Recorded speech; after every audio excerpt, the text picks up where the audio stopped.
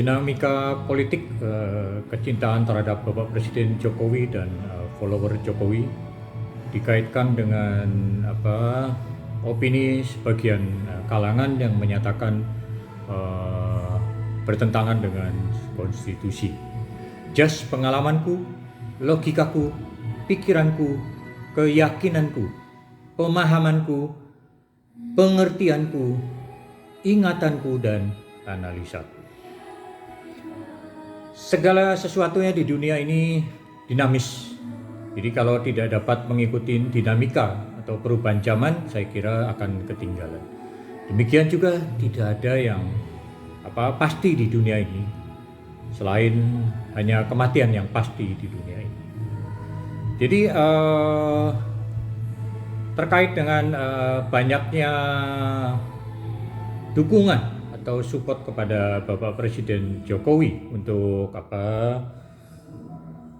menjabat 3 periode, gitu kan? Meskipun beliau secara terang-terangan sudah menolak karena alasannya adalah bertentangan dengan konstitusi. Memang konstitusi sudah jelas menyatakan bahwa masa jabatan untuk presiden hanya 2 periode. Tapi menurut saya konstitusi juga bukan sesuatu yang statis ya, yang tidak dapat dirubah, gitu. Karena tentu juga harus dinamis sesuai dengan dinamika zaman dan kebutuhan dan kepentingan negara, pemerintah, bangsa, dan rakyat. Jadi bagi saya rasanya kurang pas ada seorang konten kreator yang menyatakan bahwa kecintaan dan follower kepada Pak Jokowi untuk menjabat 3 periode adalah diduga menjebloskan seperti Pak Harto, gitu kan. Saya kira ini satu statement yang prematur ya. Kenapa? Karena ini kan masih dalam proses. Dan konstitusi kan sudah beberapa kali diamandemen juga. Jadi tidak ada salahnya juga apabila sesuai dengan kebutuhan dan kepentingan negara, bangsa, rakyat, bahwa saat ini memang Bapak Presiden Jokowi yang sudah menjabat 2 periode dan sesuai dengan konstitusi tidak dapat memimpin untuk periode ketiganya. Tetapi karena misalnya dibutuhkan demi kepentingan yang lebih besar lagi, karena kepemimpinan beliau juga sudah teruji, terbukti, gitu kan, banyak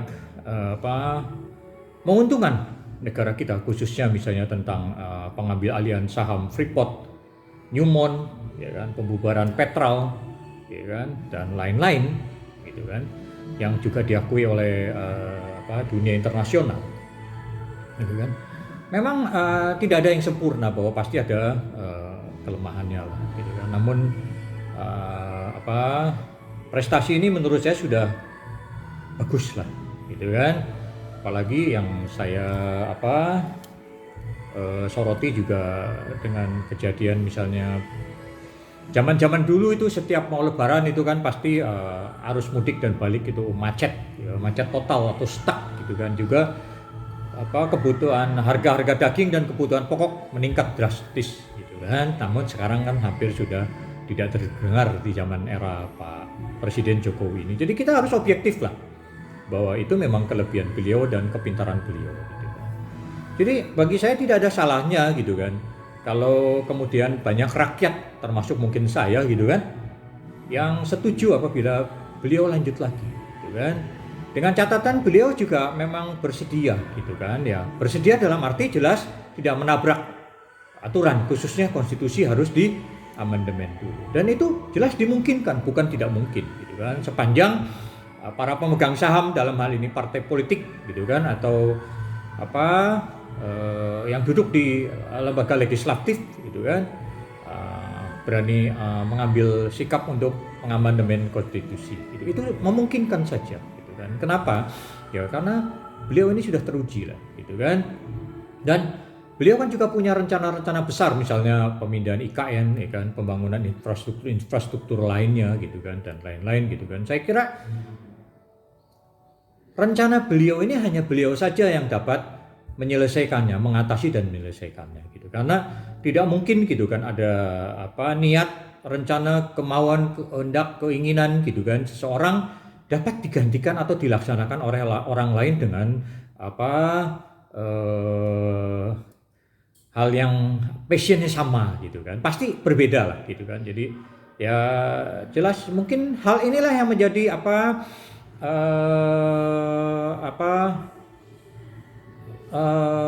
pokok lah dari permasalahan, karena adanya rencana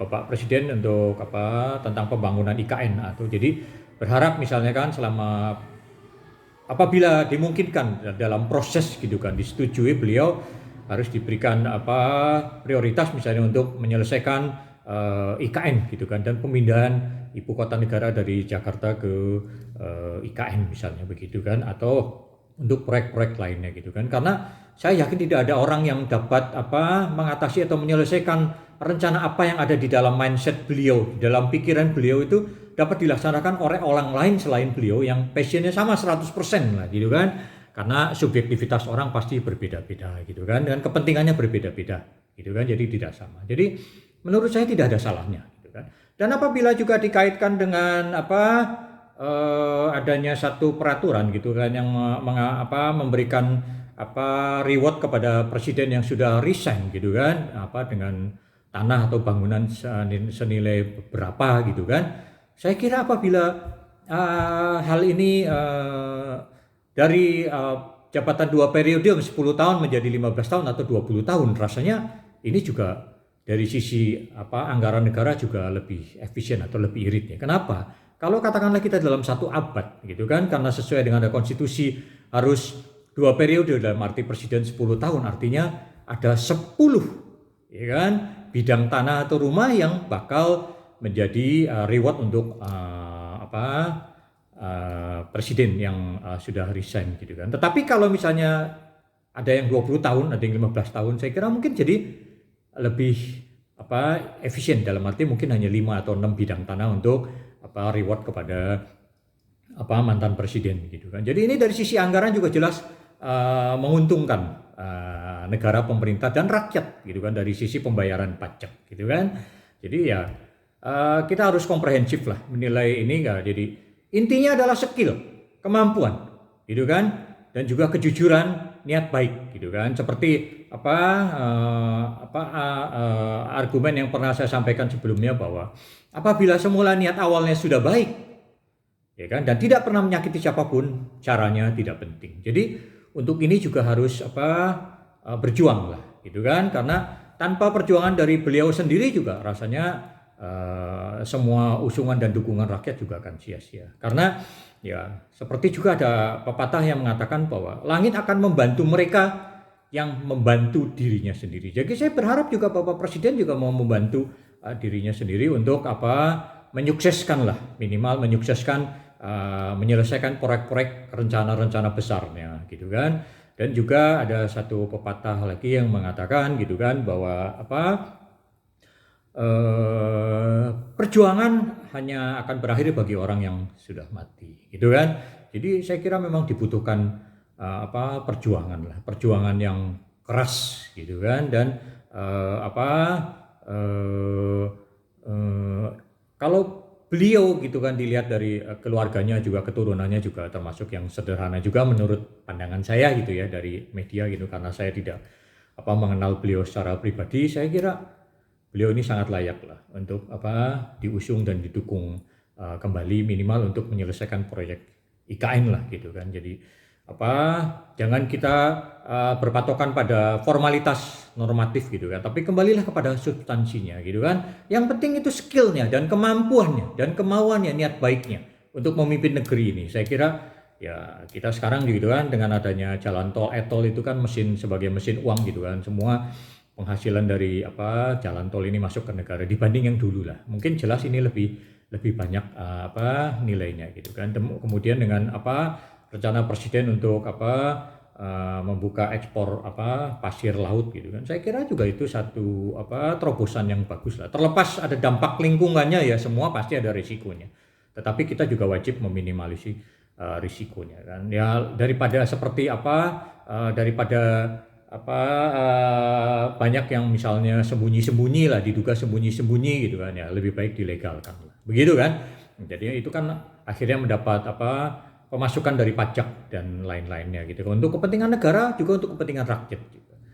Demikian, semoga apa pikiranku dan logikaku ini menjadi pertimbangan bagi beliau sendiri dan juga para apa Jokowi lover lah gitu kan. Semoga hal ini dapat bermanfaat dan berguna. Salam sukses. Yes.